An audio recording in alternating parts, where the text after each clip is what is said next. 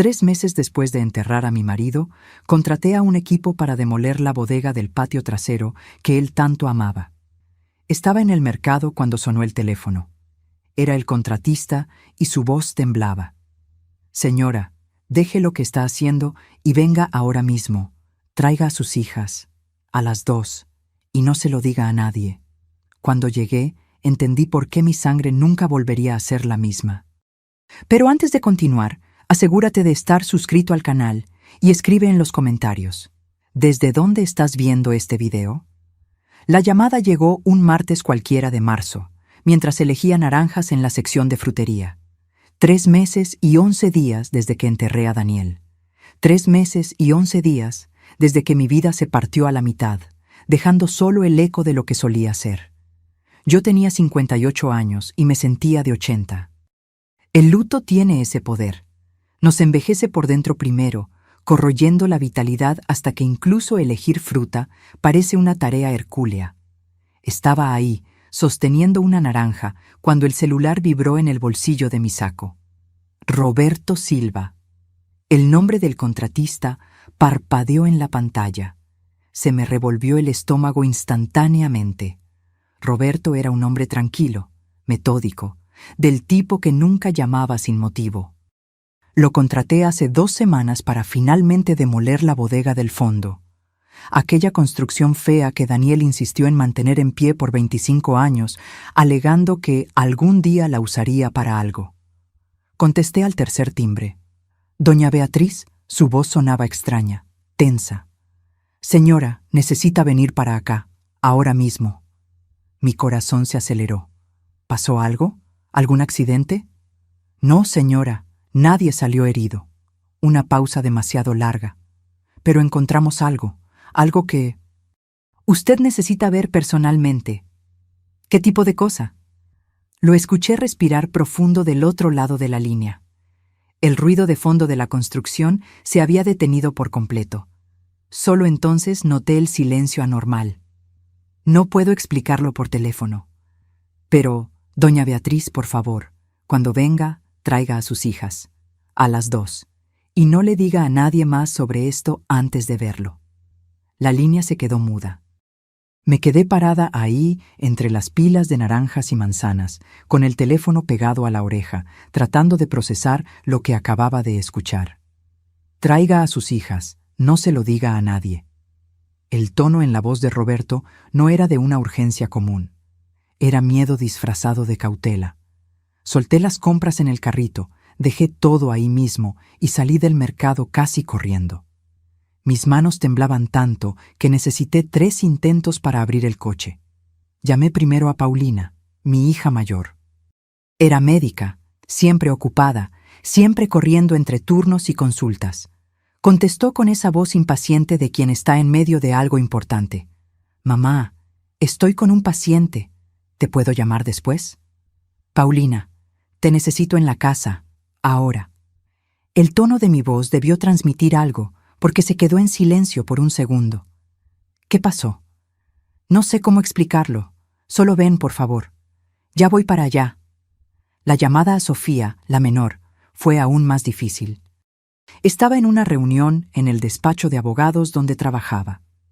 Desde la muerte de su padre, Sofía se había vuelto aún más cerrada, más distante. Su luto era silencioso, pero lo veía en sus ojos. Ese vacío que yo reconocía porque vivía dentro de mí también. «Mamá, ¿sabes que no puedo salir así a mitad de la jornada?» «Sofía». Mi voz salió más firme de lo que esperaba. «Te lo estoy pidiendo. Te necesito». Hubo una pausa. Luego, en voz baja: «Está bien, voy para allá». Manejé por las calles conocidas de Cuernavaca con el piloto automático encendido. Mi mente hervía con posibilidades, ninguna tenía sentido. ¿Qué podría haber encontrado Roberto en una bodega vieja que exigiera la presencia de mis 2 hijas? ¿Qué tipo de descubrimiento venía acompañado de un pedido de silencio? Daniel construyó esa bodega justo después de que nos mudamos a la casa, hace 26 años. Era ingeniero civil, un hombre práctico y organizado. Decía que necesitaba un espacio propio para guardar herramientas y materiales de trabajo. Pero con el tiempo, La bodega se convirtió en algo más. Se volvió una especie de santuario particular. Un lugar donde pasaba horas los fines de semana, moviendo cosas que yo nunca supe exactamente qué eran. Yo respetaba eso. Todos necesitan su rincón, pensaba. Nunca cuestioné, nunca invadí. Ahora, mientras subía la pendiente que llevaba a mi casa, una sensación gélida recorría mi espalda. ¿Cuántas cosas dejamos de preguntar por respeto? ¿Cuántos silencios aceptamos por amor? El coche de Paulina ya estaba estacionado en la entrada cuando llegué. Ella estaba apoyada en el cofre, de brazos cruzados, todavía con la bata blanca sobre la ropa. Su cabello oscuro estaba recogido en un chongo apresurado y tenía esa expresión preocupada que heredó de mí. «¿Qué está pasando?», preguntó en cuanto bajé del coche. «No lo sé todavía. Vamos a esperar a tu hermana». Sofía llegó 15 metros después, manejando demasiado rápido como siempre hacía cuando estaba nerviosa. Era la versión femenina de Daniel. Los mismos ojos castaños intensos, el mismo ceño fruncido cuando estaba concentrada. A los 32 años, cargaba el peso del mundo en los hombros y se rehusaba a compartirlo con nadie. «¿Alguien me va a explicar?», dijo, azotando la puerta del coche con más fuerza de la necesaria. Miré a mis dos hijas, tan diferentes, tan mías, y me di cuenta de que no tenía respuesta. «Vamos a descubrirlo juntas». Roberto nos esperaba en el portón que daba acceso al patio trasero de la propiedad. 2 obreros estaban con él, ambos con expresiones cuidadosamente neutrales, pero vi cómo desviaban la mirada cuando nos acercamos. Lo que sea que hubieran encontrado, los había perturbado. «Doña Beatriz», Roberto se quitó el casco, revelando el cabello canoso pegado por el sudor. «Señoritas». Asintió hacia mis hijas. Parecía haber envejecido 10 años desde la última vez que hablamos, hace 2 días. «¿Qué encontraste, Roberto?». Tragó saliva. «Es mejor que se los muestre». La bodega estaba parcialmente demolida. La pared frontal había sido derribada, exponiendo el interior que yo raramente veía. Herramientas oxidadas, estantes polvorientos, cajas amontonadas de cualquier forma.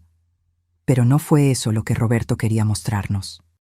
Nos guió hasta el fondo, donde habían comenzado a romper el piso de concreto para verificar la cimentación antes de la demolición completa. Y fue ahí, donde el concreto se había partido, que el mundo como lo conocía empezó a desmoronarse. Había una trampilla. No solo una trampilla. Una entrada cuidadosamente construida, disfrazada bajo el concreto. La tapa de metal estaba ahora expuesta, con un sistema de cerradura que parecía demasiado profesional para ser obra casera. Cuando golpeamos con el mazo aquí, Roberto señaló las grietas en el concreto alrededor. El sonido retumbó diferente, vacío. Cavamos alrededor y encontramos esto. Mi corazón latía tan fuerte que dolía. ¿La abriste? No, señora. Pensé que debía verla usted primero, con sus hijas. Paulina se acercó, se puso de cuclillas al lado de la trampilla. Esto es una cámara subterránea. ¿Papá construyó una cámara subterránea y nunca nos dijo? Sofía estaba pálida. Mamá, ¿tú sabías de esto? Sacudí la cabeza, incapaz de articular palabras. 26 años. 26 años casada con un hombre que, aparentemente, mantenía secretos literalmente enterrados bajo nuestros pies. «Tiene una cerradura», observó Roberto. «Digital, código de 4 dígitos». Me acerqué con las piernas temblorosas. La cerradura parpadeaba en rojo, esperando la combinación correcta. 4 números. ¿Qué números elegiría Daniel? «Intenta con la fecha de aniversario de bodas», sugirió Paulina, con la voz entrecortada. Marqué 1508. La luz permaneció roja. ¿Su cumpleaños?, intentó Sofía. 2304. Rojo nuevamente. Mi mente corría. ¿Qué código usaría Daniel? Algo significativo, pero no obvio. Algo que... De repente, recordé. Una conversación antigua, justo después de que nació Sofía. Daniel contándome sobre una superstición tonta que tenía desde niño. Su número de la suerte, decía, era la suma de los días de nacimiento de sus hijas. Paulina nació el día 12, Sofía el día 19. Con dedos temblorosos marqué 3112. La luz parpadeó en verde. Un clic mecánico resonó en la tarde silenciosa. La trampilla se desbloqueó. Nadie se movió por unos segundos. Nos quedamos ahí, las tres, mirando esa tapa de metal como si fuera una bomba a punto de estallar. En cierto sentido, era exactamente eso. Roberto dio un paso al frente. «Déjeme abrirla, señora». Pero Paulina ya se estaba moviendo. «No, nos toca a nosotras». Sujetó el asa de la tapa, una barra de metal resistente, y tiró. Sofía se unió a ella, y juntas levantaron la trampilla, revelando una escalera de metal que descendía hacia la oscuridad. El olor que subió de ahí era a tierra húmeda, concreto y algo más. Papel viejo, tal vez. Electrónica. Un olor a espacio cerrado por mucho tiempo. Roberto encendió una linterna potente y apuntó hacia abajo. La luz reveló una escalera firme, bien construida, bajando unos 3 metros. En el fondo, el haz de luz iluminó lo que parecía ser un piso de concreto limpio. «Hay luz allá abajo», murmuró Roberto, señalando un interruptor fijado en la pared interna, justo al inicio del descenso. Paulina bajó primero. Siempre fue la valiente, la que enfrentaba las cosas de frente. Sofía vaciló. Me miró con una expresión que no veía desde que era niña. Miedo puro. Tomé su mano y bajé junto con ella. El espacio allá abajo era sorprendentemente grande. Debía tener unos 40 metros cuadrados, con una altura de casi 2,5 metros.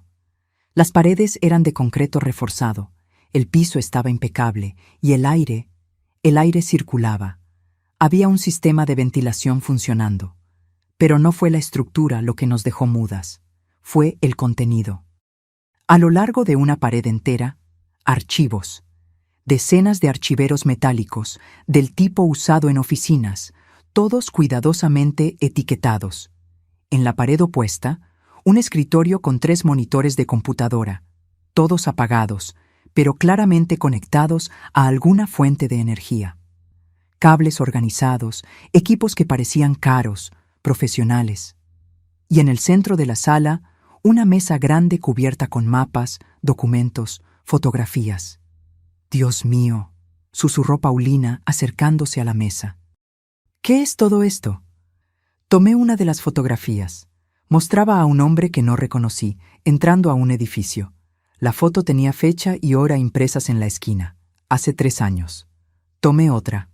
El mismo hombre, hablando con alguien en un estacionamiento. Otra. Documentos financieros. Estados de cuenta bancarios con valores resaltados en amarillo. Paulina abrió uno de los archiveros. Dentro, carpetas organizadas alfabéticamente, cada una con un nombre en la etiqueta. Sacó una al azar. «Augusto Herrera», leyó en voz alta. Abrió la carpeta. Su rostro palideció. «Estos son investigaciones. ¿Papá estaba investigando personas?» Sofía ya estaba en la mesa con las computadoras, examinando los equipos.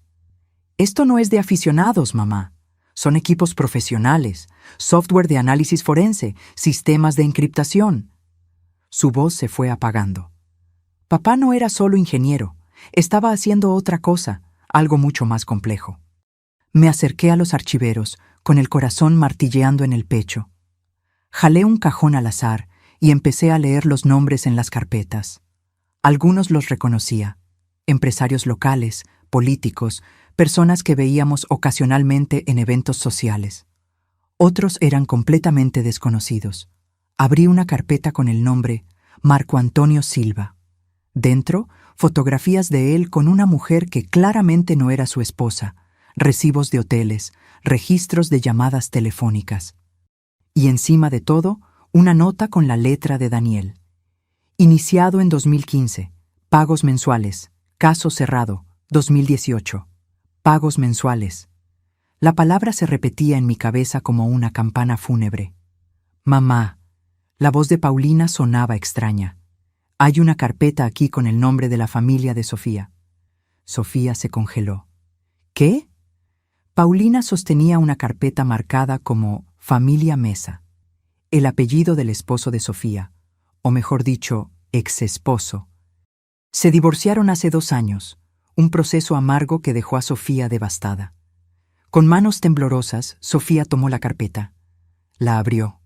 Allá adentro, documentos probando que Ricardo, su ex, mantenía una cuenta bancaria secreta en las Islas Caimán.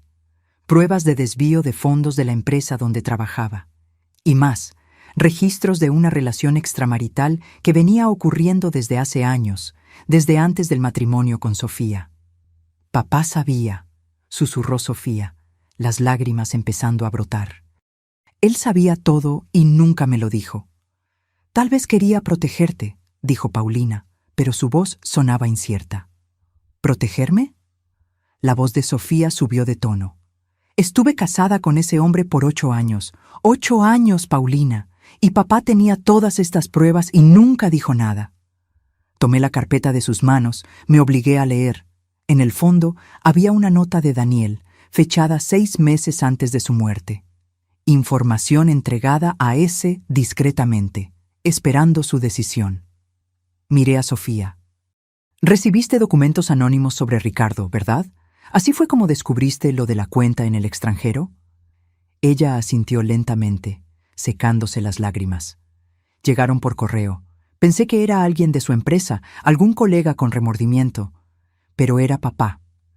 Él te dio las herramientas para liberarte», dijo Paulina suavemente. A su manera retorcida, pero lo hizo. Continuamos explorando. Cada archivo revelaba una nueva capa de una vida que nunca conocí. Daniel no era solo un ingeniero civil respetado. Era... ¿qué? ¿Un investigador privado? ¿Un chantajista? ¿Un vigilante? Encontré registros financieros en una caja fuerte empotrada en la pared. El código era el mismo que el de la trampilla. Dentro, comprobantes de transferencias, todas muy bien documentadas. Cantidades considerables entrando en cuentas que yo desconocía. Y saliendo también donaciones a instituciones de beneficencia, becas de estudio anónimas, pagos a personas necesitadas. ¿Le robaba a unos para darle a otros?, murmuré, tratando de darle sentido a todo aquello. «No era robo», dijo Paulina, estudiando uno de los documentos. «Mira aquí. Acuerdo de protección». Él lo llamaba protección, no chantaje. Pero la línea entre las dos cosas era demasiado delgada para mi comodidad. Fue Sofía quien encontró la computadora principal.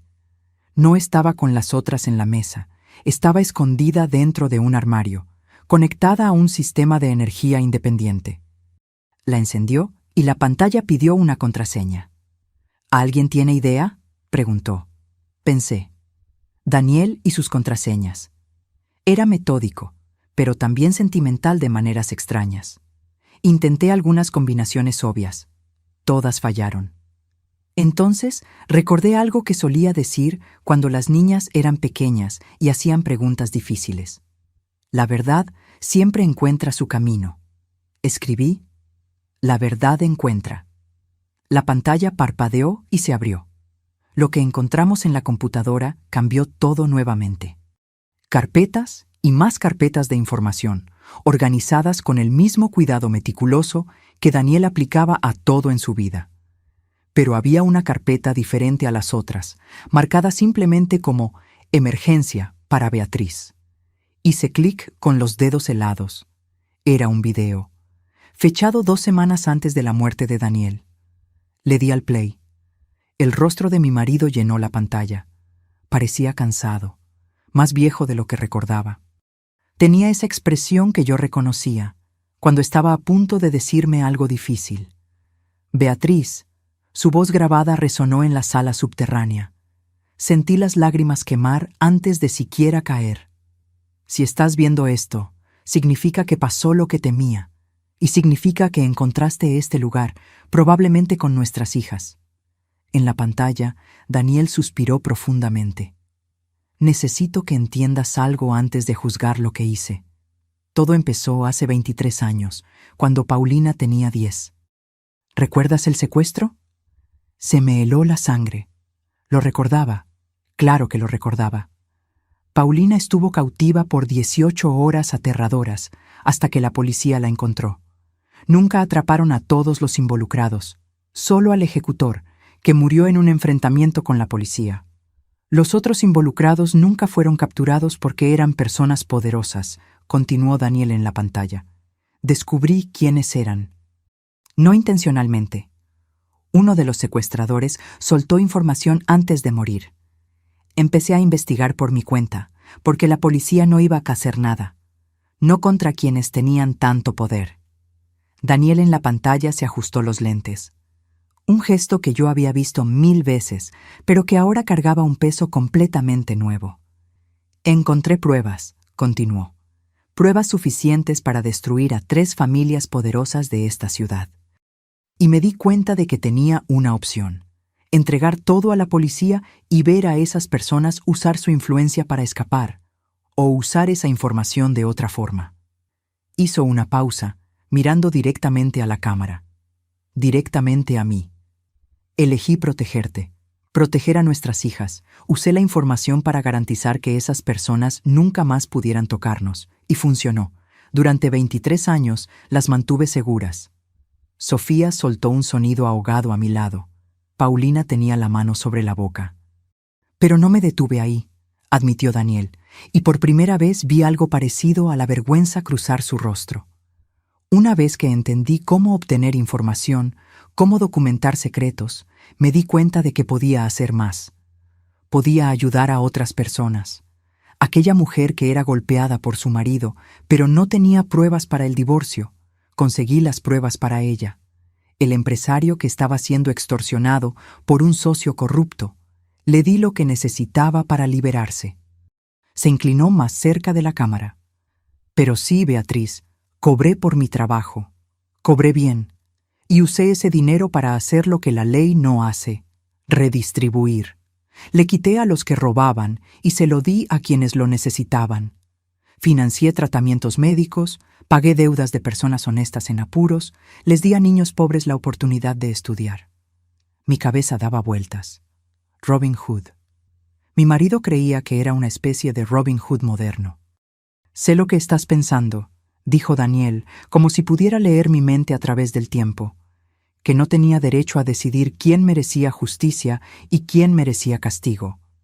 Tienes razón, pero lo hice de todos modos, porque el sistema le falló a nuestra familia una vez, y no confiaba en que no fallara de nuevo. La pantalla tembló cuando cambió de posición. Si estás viendo esto, probablemente estoy muerto, y si estoy muerto, hay una buena posibilidad de que no haya sido natural. Sentí que el suelo se movía bajo mis pies. Paulina me sostuvo del brazo. Hace 3 semanas recibí una amenaza. Alguien descubrió lo que hacía. Alguien que tiene mucho que perder si todo se expone. Me dieron a elegir: entregar todos los archivos y desaparecer, o enfrentar las consecuencias. Daniel sonrió, pero fue una sonrisa triste. No los voy a entregar. No voy a dejar que años de trabajo caigan en manos equivocadas. Así que, si estás viendo esto... Dejó el pensamiento en el aire. No necesitaba completarlo. Hay un archivo específico que es peligroso, continuó Daniel. Está marcado como primordial.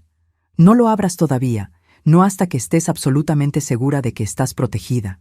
Porque ese archivo menciona nombres, personas poderosas, peligrosas, y si saben que tienes acceso a él, harán cualquier cosa para silenciarte.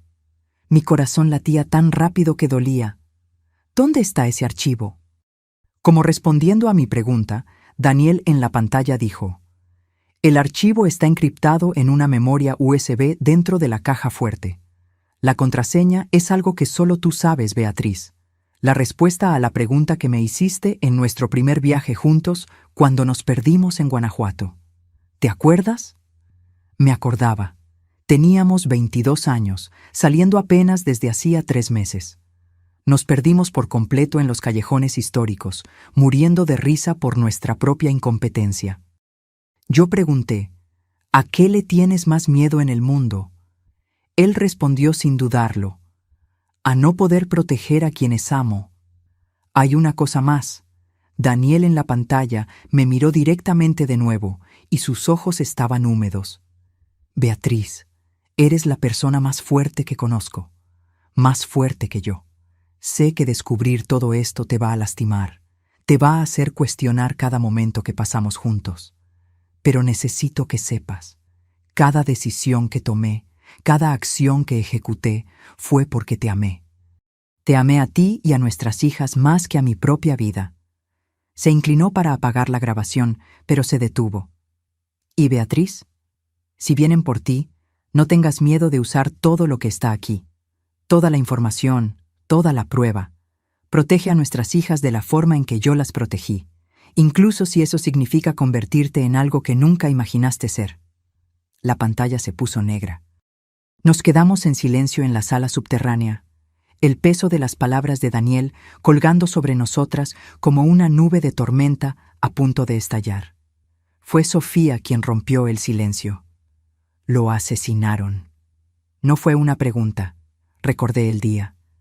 Daniel salió a una reunión matutina con un cliente. Regresó a casa a la hora de la comida, quejándose de un dolor en el pecho. «Debe ser acidez», dijo.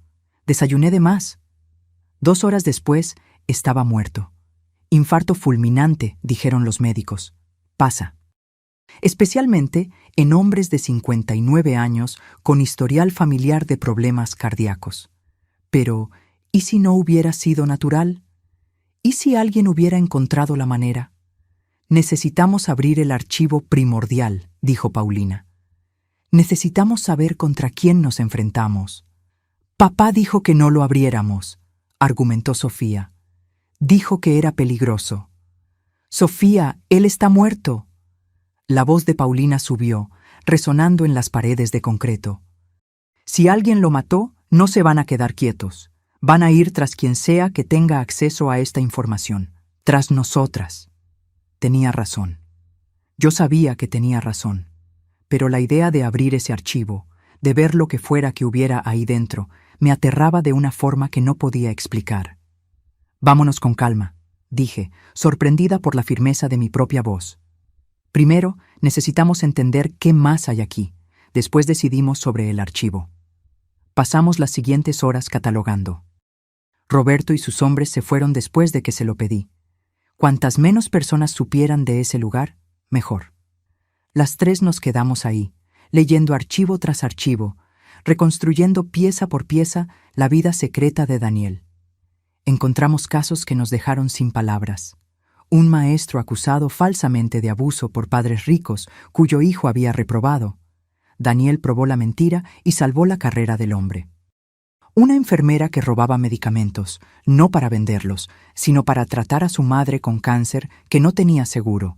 Daniel pagó el tratamiento anónimamente y ayudó a la mujer a conseguir ayuda adecuada en lugar de exponerla. Pero también encontramos cosas perturbadoras. Registros de personas a las que Daniel extorsionó por cantidades absurdas.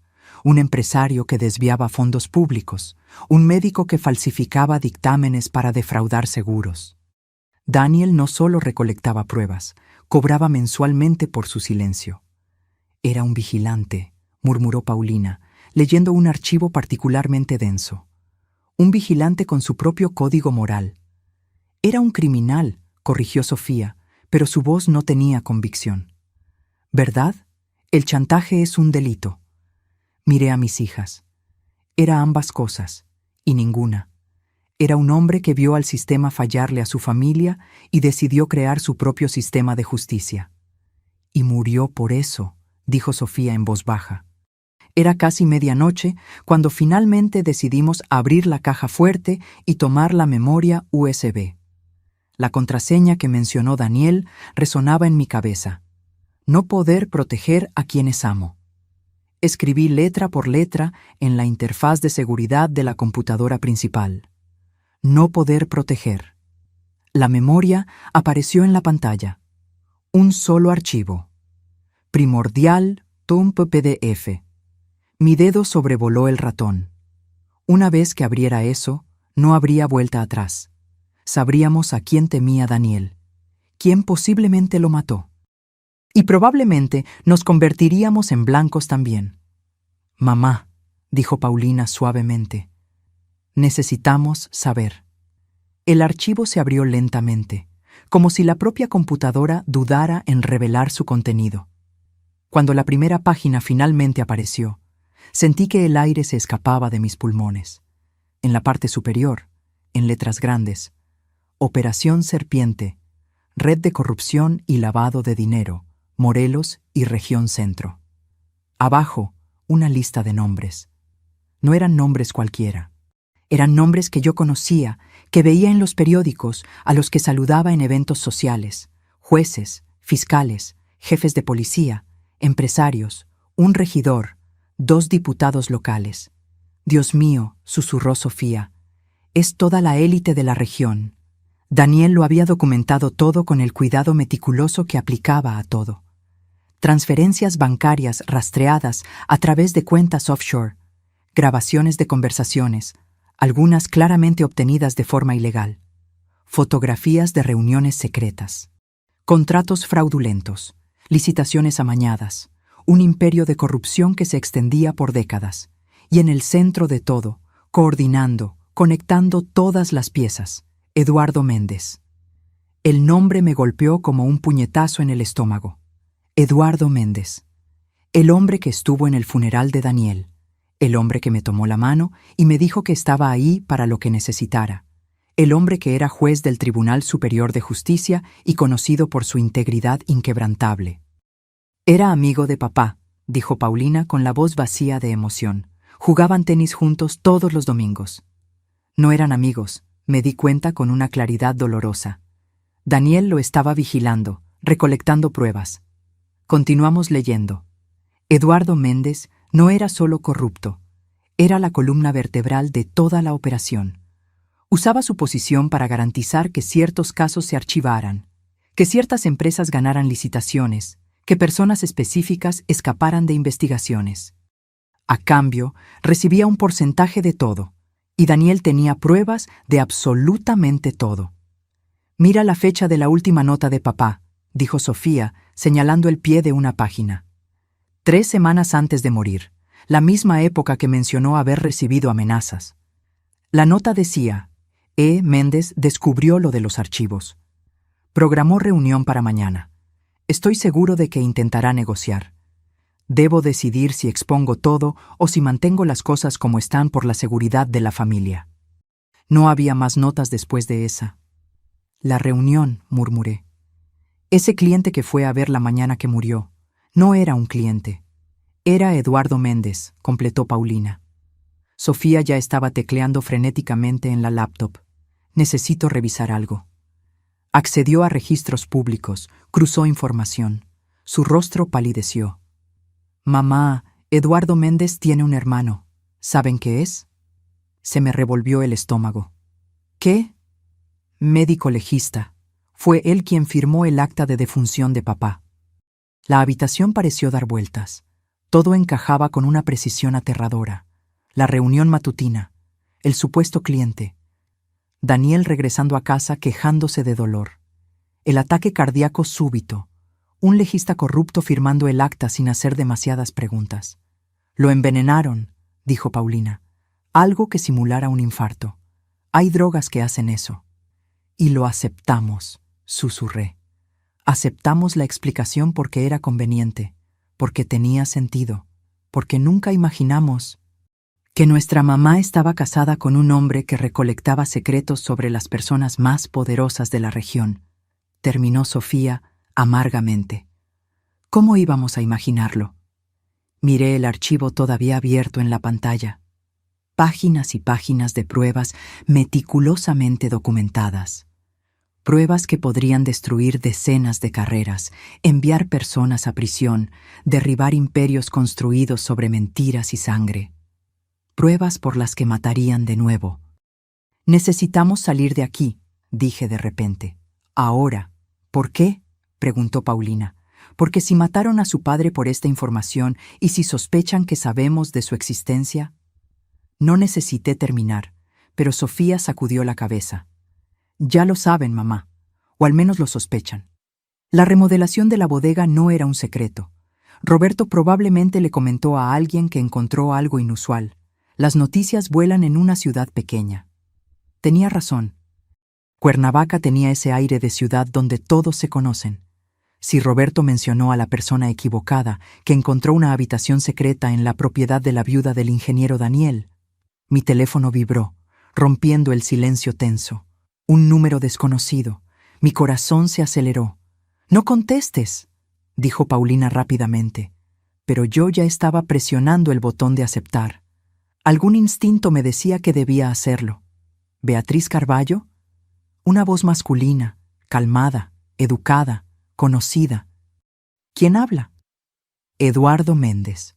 Perdona que llame tan tarde, pero supe que hubo un movimiento interesante en tu propiedad hoy. ¿Encontraron algo durante la demolición? Se me heló la sangre. Él sabía, claro que sabía. No sé de qué me hablas, Eduardo. Beatriz. Su voz adquirió un tono casi paternal. Sé que Daniel guardaba algunos archivos que podrían ser malinterpretados por personas que no entendieran el contexto. Si encontraron algo así, sería prudente hablar conmigo antes de hacer cualquier cosa precipitada. ¿Por qué haría eso? Porque Daniel era mi amigo, y porque sé que a él no le gustaría que nada malo les pasara a ti o a tus hijas por culpa de información obsoleta y potencialmente peligrosa. La amenaza velada era clara. Miré a Paulina y a Sofía. Vi el miedo en sus ojos reflejando el mío. Voy a pensarlo, dije cuidadosamente. Piénsalo rápido, Beatriz. Algunas personas son menos pacientes que yo. La llamada se cortó. Me quedé parada, sosteniendo el teléfono, sintiendo el peso de cada palabra no dicha. Eduardo Méndez acababa de darme un plazo. ¿Un plazo para qué? Exactamente, no lo sabía. ¿Para entregar los archivos? ¿Para desaparecer? ¿Para morir silenciosamente como Daniel? Necesitamos hacer copias, dijo Sofía de repente. De todo, y guardarlas en lugares diferentes. ¿Y después? Preguntó Paulina. ¿Qué hacemos con esto? Miré el archivo primordial todavía abierto en la pantalla. A los nombres de personas que habían construido fortunas sobre la corrupción. A las pruebas que Daniel pasó años acumulando, pruebas por las que dio la vida. Después, dije, sorprendiéndome a mí misma con la firmeza de mi voz, hacemos exactamente lo que su padre haría. Usamos esto para protegernos. Pasamos el resto de la noche copiando archivos. Sofía tenía conocimientos técnicos.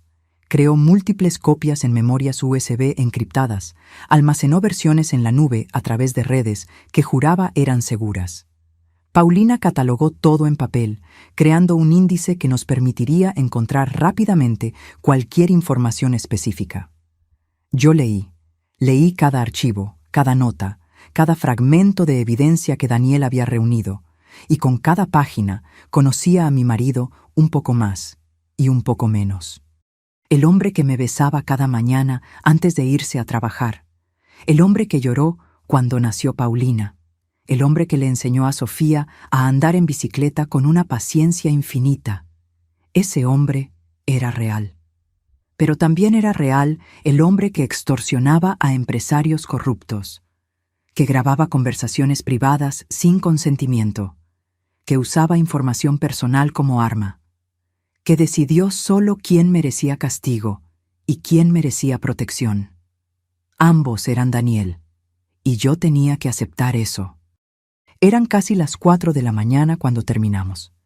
Teníamos 6 copias completas de los archivos, cada una guardada en un lugar diferente, algunas con abogados de confianza en otras ciudades, una en una caja de seguridad bancaria, una con una colega de Paulina que ni siquiera sabía lo que estaba guardando.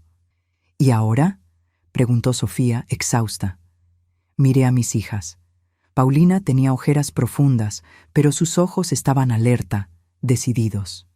Sofía parecía haber envejecido 10 años en una noche, pero había una fuerza en ella que no veía hacía mucho tiempo.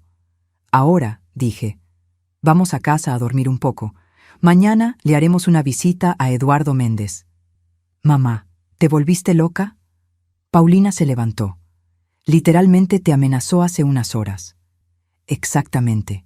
Y necesita entender que no somos blancos fáciles, que tenemos todo lo que tenía su padre, y más. que si algo nos pasa a cualquiera de nosotras, todo saldrá a la luz inmediatamente. Destrucción mutua asegurada, murmuró Sofía. Como hacía papá, asentí. Como hacía papá. Dormí 3 horas. Soñé con Daniel, pero no era el Daniel que yo conocía. En el sueño, estaba en esa sala subterránea, rodeado de archivos, y cuando se volteaba hacia mí, su rostro estaba cubierto por sombras que yo no podía disipar. Desperté con el sol saliendo, bañando la habitación en una luz dorada que parecía cruel en su normalidad. ¿Cómo podía el mundo estar tan común, tan tranquilo, cuando todo dentro de mí estaba destrozado? Tomé un baño largo, dejando que el agua caliente se llevara parte de la tensión de los hombros. Elegí la ropa con cuidado, un conjunto sobrio, profesional. Necesitaba parecer en control, aunque por dentro estuviera aterrorizada. Paulina y Sofía llegaron a las 9. Habíamos acordado que iríamos juntas. La unión hace la fuerza, dijo Paulina. Y protección, añadió Sofía. Es más difícil hacer desaparecer a 3 mujeres que a una. La oficina de Eduardo Méndez estaba en el centro histórico, en una casona colonial bellamente restaurada. Irónico, pensé, cómo el dinero de la corrupción pagaba la preservación de la historia. La secretaria pareció sorprendida con nuestra llegada sin previo aviso. El licenciado Méndez está en una reunión. Dígale que Beatriz Carballo está aquí, con documentos que querrá ver. Algo en mi voz debió transmitir urgencia, porque tomó el teléfono de inmediato. 2 minutos después, éramos conducidas a su oficina. Eduardo Méndez se levantó de detrás de su escritorio de caoba maciza. A los 65 años, era un hombre distinguido, cabello canoso perfectamente peinado, traje impecable. El tipo de hombre que inspiraba confianza instantánea. El tipo de hombre que usaba esa confianza para robar. Beatriz extendió la mano. No se la estreché. Su sonrisa falló por una fracción de segundo. ¿Y sus hijas? ¡Qué agradable sorpresa! Podemos ahorrarnos las cortesías, dije. ¿Sabes por qué estamos aquí? Señaló las sillas. Por favor, siéntense. Nos quedamos de pie. Eduardo suspiró, regresó a su silla. Muy bien, vamos directo al grano. Encontraron los archivos de Daniel, y ahora creen que tienen poder. No lo creemos, dijo Sofía, con la voz cortante. Lo tenemos. El poder es una cosa interesante. Eduardo juntó las manos sobre el escritorio. Puede proteger, pero también puede destruir a quien lo posee. Daniel lo aprendió de la manera difícil. Tú lo mataste. No fue una pregunta. Eduardo no lo negó ni lo confirmó. Solo me miró con esos ojos calmados, midiendo, calculando. Daniel tomó decisiones que lo pusieron en una posición insostenible. Tenía información sobre personas que preferirían que esa información permaneciera privada. Y cuando amenazó con hacerla pública, personas como tú, interrumpió Paulina. Como muchas personas, corrigió Eduardo suavemente. Personas con recursos, personas que no dudarían en proteger sus intereses. ¿Nos estás amenazando?, pregunté. Estoy ofreciendo perspectiva. Se reclinó en la silla. Beatriz, son 3 mujeres inteligentes. Ciertamente entienden que no pueden simplemente exponer esta información sin consecuencias. Las personas mencionadas en esos archivos tienen familias, carreras, reputaciones, y algunas tienen muy poco que perder si deciden que la amenaza que ustedes representan necesita ser neutralizada. El aire en la habitación parecía haberse vuelto más pesado. Sofía se movió ligeramente, posicionándose entre Eduardo y yo. Paulina mantenía una postura rígida, pero vi sus manos temblar levemente. «¿Entonces qué propones?», pregunté. «Un acuerdo. Ustedes me entregan los archivos, todas las copias, y a cambio garantizamos que nada malo les pasará. Pueden vivir sus vidas tranquilas. Incluso puedo garantizar que el legado de Daniel permanezca intacto. Nadie tiene por qué saber sobre sus actividades extracurriculares. ¿Y qué nos garantiza que cumplirás tu parte?». Eduardo sonrió. «Mi palabra». Sofía soltó una risa amarga. La palabra de un hombre corrupto que probablemente orquestó el asesinato de nuestro padre. ¡Qué garantía tan maravillosa! La sonrisa de Eduardo desapareció. Cuidado con sus acusaciones, jovencita. Sin pruebas, son solo difamación. Tenemos pruebas, dije. De todo. Tu red de corrupción, las licitaciones amañadas, el dinero desviado, tu hermano falsificando actas de defunción. Tenemos grabaciones, documentos, transferencias bancarias, todo. Por primera vez, vi una grieta en la máscara de Eduardo. Sus ojos se entrecerraron, su mandíbula se tensó. Si las tuvieran, dijo cuidadosamente, me habrían buscado antes. Habrían intentado negociar. El hecho de que estén aquí ahora, 3 mujeres asustadas, sin ningún tipo de protección, me dice que están blofeando. Era mi turno de sonreír. Saqué mi celular del bolsillo. Presioné unos botones. ¿Puedes revisar tu correo, Eduardo? Frunció el ceño, pero tomó su propio celular. Yo había enviado un documento, solo una muestra. 3 páginas del archivo primordial, mostrando transferencias específicas de cuentas offshore a su cuenta personal. Vi el color desaparecer de su rostro mientras leía. Eso es una muestra, dije calmadamente. Tenemos 423 páginas sobre ti específicamente. ¿Sobre los otros involucrados en la operación? Más de 1000 páginas. Y antes de que preguntes, sí, hicimos copias. Muchas copias. Guardadas con personas que nunca encontrarías. Programadas para ser liberadas automáticamente si algo nos pasa a cualquiera de nosotras. Eduardo soltó el celular. Cuando volvió a mirarme, la cortesía había desaparecido por completo. No saben lo que están haciendo, no saben con quién se están metiendo. Lo sabemos perfectamente, dijo Paulina. Nos estamos metiendo con criminales asustados que finalmente van a pagar por lo que hicieron. Entonces, ¿cuál es su plan? Eduardo se inclinó hacia adelante. ¿Entregar todo a la policía? ¿A la fiscalía? ¿Creen que prosperaría alguna investigación? La mitad de las personas que tendrían que investigar están en esos archivos. Por eso no vamos a ir a la policía, dije. Vamos a ir a la prensa, a periodistas de fuera del Estado, a blogs de investigación, a organizaciones anticorrupción. Vamos a difundir esto tan ampliamente que ni todo el poder y el dinero del mundo lograrán enterrarlo. Era mentira. Todavía no habíamos decidido exactamente qué hacer, pero necesitaba que Eduardo creyera que teníamos un plan sólido, que éramos tan calculadoras como Daniel lo había sido. Eduardo me estudió en silencio por un largo momento. Luego, sorprendentemente, se rió. Daniel te enseñó bien. O tal vez siempre fuiste así y él solo lo reconoció. Daniel me enseñó que a veces la única forma de protegerse es garantizar que tu destrucción destruya también a tus enemigos. Destrucción mutua asegurada, Eduardo repitió, la estrategia favorita de tu marido. Se levantó, caminó hacia la ventana, miró la calle allá abajo.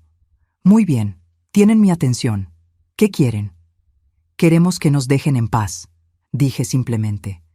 Queremos vivir nuestras vidas sin mirar por encima del hombro, sin preocuparnos por si seremos la próxima víctima de un ataque cardíaco súbito.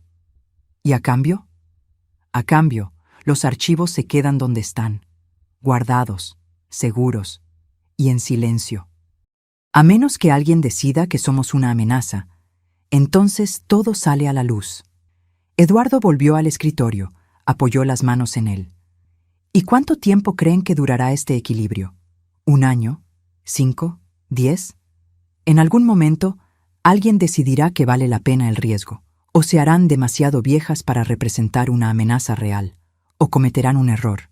¿Y entonces? Entonces tendrás que vivir con esa incertidumbre, interrumpí. Igual que nosotros, vivimos con la incertidumbre de estar siendo vigiladas por asesinos. Me parece justo. Me miró fijamente por un largo tiempo. Finalmente, asintió lentamente. Llevaré su propuesta a las personas relevantes. Pero Beatriz, entiende una cosa. Hay personas en esta red que son mucho menos razonables que yo. Personas que las verán como una amenaza existencial y actuarán en consecuencia. Entonces convence a esas personas de que somos una amenaza mayor, vivas que muertas. Salimos de su oficina en silencio. Solo cuando estuvimos en el coche, con las puertas cerradas, Paulina finalmente habló. «Mamá, estuviste increíble allá adentro, pero te das cuenta de que acabamos de declararles la guerra a las personas más poderosas de la región, ¿verdad?» Me doy cuenta. Mis manos temblaban en el volante. ¿Pero qué más podíamos hacer? ¿Entregar los archivos? ¿Vivir con miedo para siempre? No, dijo Sofía desde el asiento de atrás. Hiciste lo correcto. Es exactamente lo que papá habría hecho. Eso era exactamente lo que me preocupaba. Daniel había hecho lo correcto por 23 años. Y miren a dónde lo llevó. Los días siguientes fueron de una tensión silenciosa. Regresamos a nuestras rutinas. Paulina al hospital, Sofía al despacho, yo a la casa vacía que de repente parecía llena de fantasmas. Pero todo había cambiado. Cada sombra parecía sospechosa. Cada coche desconocido en la calle merecía una segunda mirada. Cada llamada de un número extraño hacía que mi corazón se acelerara. Instalamos cámaras de seguridad. Cambiamos las cerraduras. Paulina empezó a dormir en mi casa, en el cuarto de visitas, diciendo que era solo hasta que las cosas se calmaran. Sofía aparecía todos los días después del trabajo, inventando excusas sobre querer revisar algo o necesitar documentos antiguos. Ninguna de nosotras mencionaba el miedo que compartíamos, pero estaba ahí, como un cuarto habitante invisible en cada habitación. Fue un jueves, 6 días después de nuestra reunión con Eduardo, cuando la situación cambió. Estaba en la cocina preparando café cuando sonó el interfón. Las cámaras mostraban a un hombre en la entrada, de unos 50 y tantos años, traje discreto, postura erguida. No lo reconocí. «¿Doña Beatriz Carballo?» La voz sonó por el interfón. «¿Quién es?» «Mi nombre es Fernando Costa. Soy investigador federal. Me gustaría intercambiar unas palabras con usted, si es posible». Mi corazón se aceleró. Investigador federal. Eso no estaba en los planes. Llamé a Paulina de inmediato, que estaba en su cuarto arreglándose para su turno. «Hay un investigador federal en la puerta». Bajó las escaleras corriendo. Juntas estudiamos al hombre por la cámara. Esperaba pacientemente, manos en los bolsillos, sin parecer una amenaza. «Puede ser una trampa», dijo Paulina, «o puede ser nuestra salvación». Respiré hondo y presioné el botón. «¿Puede mostrar su identificación a la cámara?» Levantó una placa. Parecía legítima, pero yo no era experta. «Voy a verificar su número de registro», dije. Tardé 15 minutos de llamadas para confirmar que Fernando Costa era, de hecho, un investigador de la Fiscalía General de la República destacado en la Ciudad de México. Abrí el portón. Fernando Costa tenía un trato calmado, casi gentil. Se sentó en la sala que le ofrecí. Aceptó el café, esperó pacientemente mientras Paulina y yo nos acomodábamos. «Doña Beatriz», comenzó, «estoy investigando una red de corrupción que opera en esta región desde hace al menos 2 décadas, y tengo motivos para creer que su difunto esposo tenía información relevante sobre esta red». Mantuve mi rostro neutral, pero mi mente corría. ¿Qué le hace pensar eso? Unos meses antes de su muerte, su esposo se puso en contacto con nuestro departamento. No directamente. Usó canales anónimos, pero logramos rastrearlo. Alegaba tener pruebas de un esquema masivo de corrupción que involucraba a figuras públicas locales. Se me revolvió el estómago. ¿Daniel había ido con las autoridades federales? No había mención de eso en ninguno de sus archivos. Programó una reunión con nosotros, continuó Fernando, pero murió antes de que pudiera concretarse. En su momento, aceptamos la explicación de causas naturales. Pero ahora, con cierta información que recibimos recientemente, estamos reabriendo el caso. ¿Qué información? Fernando me estudió cuidadosamente. Doña Beatriz, seré directo. Sé que encontraron algo durante la demolición de la bodega. Sé que tuvieron una reunión tensa con Eduardo Méndez. Y sé que, si su marido realmente tenía las pruebas que decía tener, esas pruebas probablemente están con ustedes ahora. Paulina se adelantó antes de que yo pudiera responder. ¿Y si estuvieran? ¿Qué garantías tendríamos de que entregar esa información no nos pondría en más peligro? Ninguna. Fernando fue brutalmente honesto. La red que estamos investigando tiene tentáculos profundos. Puede haber personas comprometidas, incluso dentro de nuestras propias filas. Pero puedo ofrecerles algo que no tienen ahora: la posibilidad de justicia real. ¿Al costo de nuestras vidas?, replicó Paulina. Potencialmente. No trató de endulzarlo. Pero sigan como están. ¿Y cuánto tiempo creen que van a durar? ¿1 año? ¿2? Esas personas no van a desaparecer simplemente porque tengan un acuerdo tácito de destrucción mutua. Tarde o temprano encontrarán una forma de neutralizarlas sin activar los gatillos que configuraron. Sabía que tenía razón. El equilibrio que intentamos establecer con Eduardo era frágil, temporal. Estaba hecho de miedo mutuo y nada más. No duraría. ¿Qué propones?, pregunté. Trabajen conmigo. Entreguen las pruebas, pero hagámoslo de una forma que garantice su seguridad. Protección de testigos, si es necesario. Y vamos a armar un caso tan sólido que nadie escapará. Ni Eduardo Méndez, ni nadie. Protección de testigos significa desaparecer, dijo Paulina lentamente. Nuevas identidades, nuevas vidas. No volver a ver a nuestros amigos, a nuestros colegas. Sí. Fernando no trató de que pareciera mejor de lo que era. Miré por la ventana, hacia el jardín que Daniel y yo plantamos juntos hace tantos años, los rosales que él cuidaba con tanto cariño, el árbol de guayaba que plantamos cuando nació Sofía. Una vida entera construida en este lugar. Necesito tiempo para pensarlo, dije finalmente. Fernando asintió. Entiendo. Pero no tarde mucho. Cuanto más tiempo tengan esas personas para organizarse, más peligroso se vuelve. Se levantó, sacó una tarjeta de su bolsillo. Mi número directo. Llame a cualquier hora. Después de que se fue, Paulina y yo nos quedamos sentadas en silencio por mucho tiempo. ¿Qué vamos a hacer?, preguntó finalmente. Voy a llamar a tu hermana. Necesitamos decidir esto juntas. Sofía llegó en 20 minutos. Le contamos todo sobre la visita de Fernando Costa.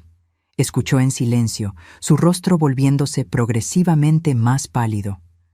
Protección de testigos, murmuró cuando terminamos. Desaparecer por completo. O seguir como estamos y esperar que Eduardo cumpla el acuerdo, dijo Paulina. Un acuerdo hecho con un asesino, señaló Sofía. No es exactamente confiable, pero al menos seguiríamos siendo nosotras mismas, argumentó Paulina. Nuestras vidas, nuestras identidades, todo lo que papá pasó años protegiendo. Papá está muerto. La voz de Sofía fue dura. Proteger no funcionó para él. ¿Por qué funcionaría para nosotras? Pasamos horas debatiendo. Paulina argumentaba a favor de mantener el statu quo, al menos temporalmente. Sofía insistía en que necesitábamos trabajar con Fernando. ¿Y yo?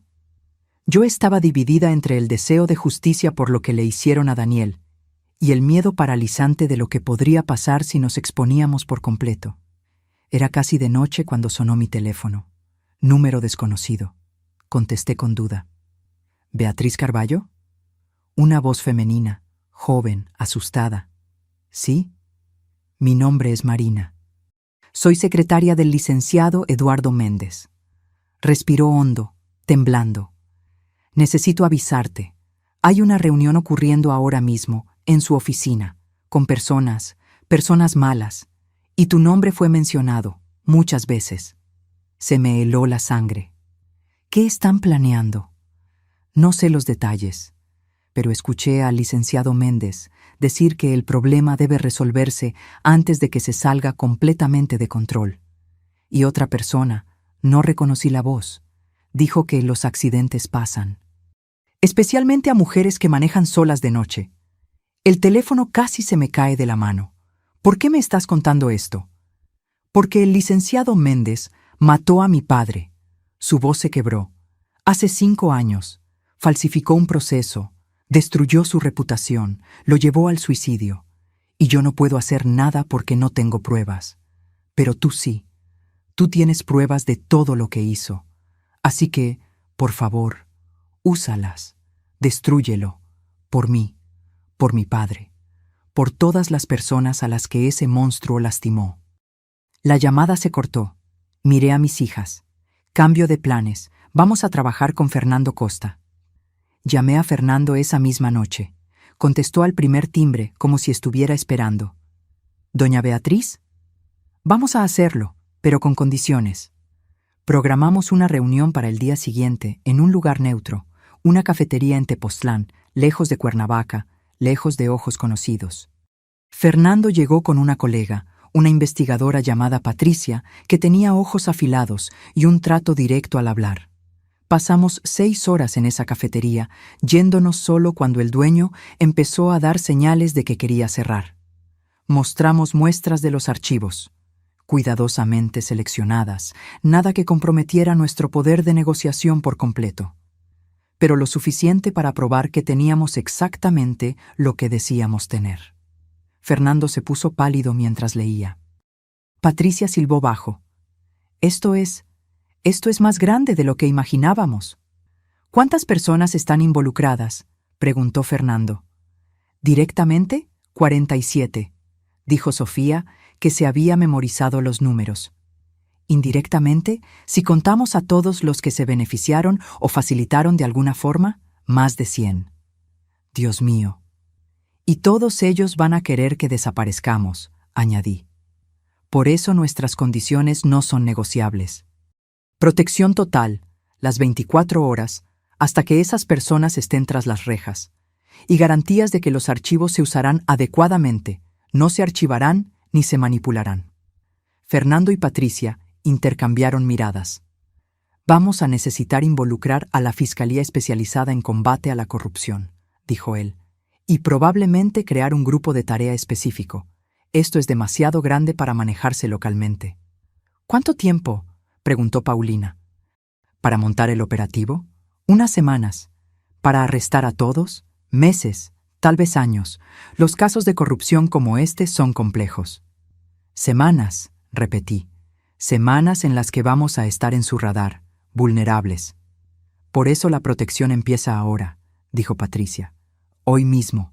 Vamos a poner agentes alrededor de su casa, escoltas siempre que salgan. Nada discreto. Queremos que todos sepan que están protegidas. No fue tan reconfortante como debería haber sido, pero era mejor que nada. Regresamos a Cuernavaca con una escolta federal. 2 coches, 4 agentes.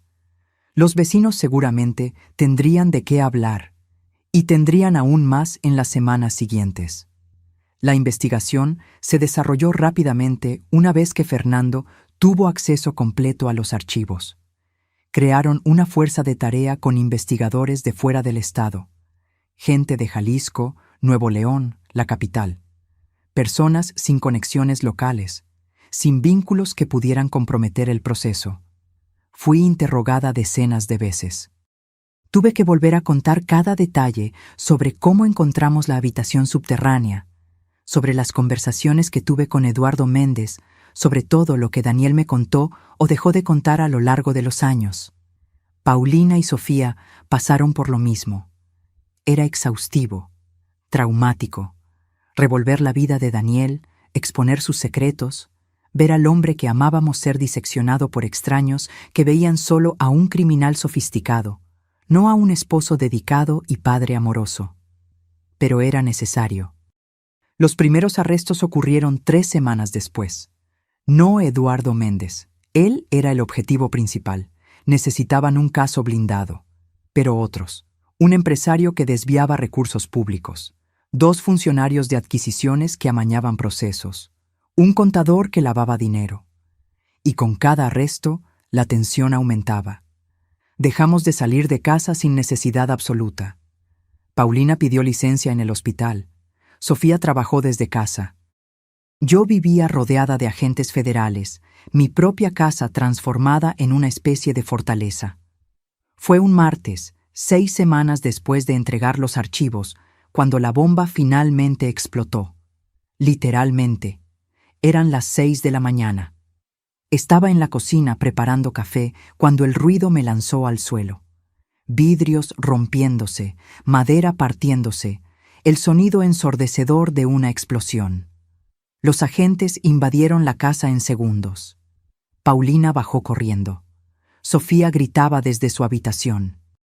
El coche de uno de los agentes, estacionado frente a la casa, estaba envuelto en llamas.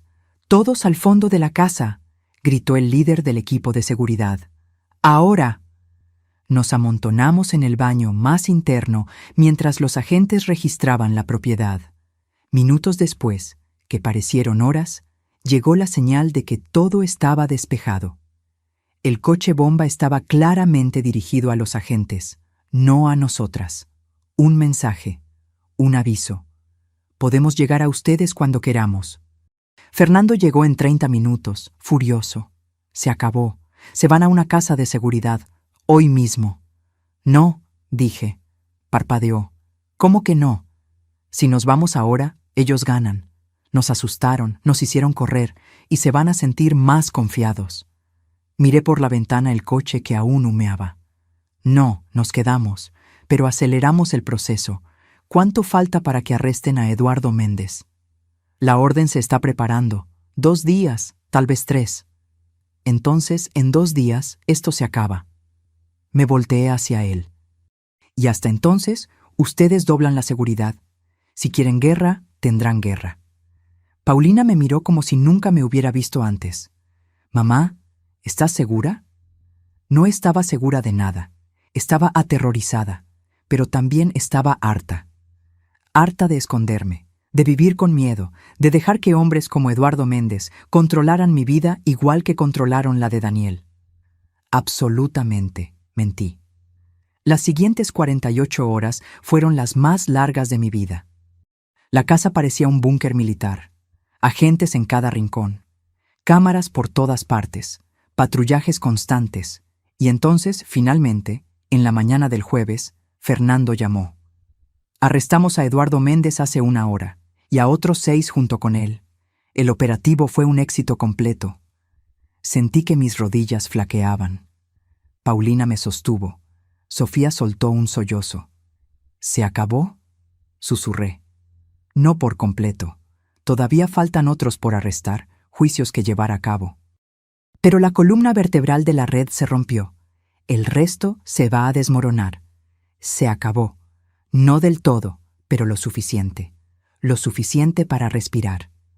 Los meses siguientes fueron un torbellino de audiencias, declaraciones, titulares. La Operación Serpiente, como la prensa empezó a llamarla, dominó las noticias por semanas. Cuernavaca estaba en el centro de uno de los mayores escándalos de corrupción de la década. Y yo estaba en el centro de todo. Querían convertirme en heroína, la viuda valiente que expuso la corrupción. Pero no me sentía como una heroína. Me ponía exhausta, destruida y reconstruida tantas veces que apenas reconocía a la mujer que me devolvía la mirada en el espejo. Eduardo Méndez fue condenado a 23 años de prisión. Su hermano, el legista, confesó haber falsificado el acta de defunción de Daniel a cambio de una reducción de pena. Confirmó que Daniel fue envenenado, una droga específica que simula un ataque cardíaco y se descompone rápidamente en el cuerpo. Justicia. Daniel finalmente tuvo justicia, pero eso no lo trajo de vuelta. Decidimos vender la casa. Demasiados recuerdos malos ahora, encimándose a los buenos. Paulina compró un departamento en Guadalajara, cerca de un hospital donde consiguió una plaza.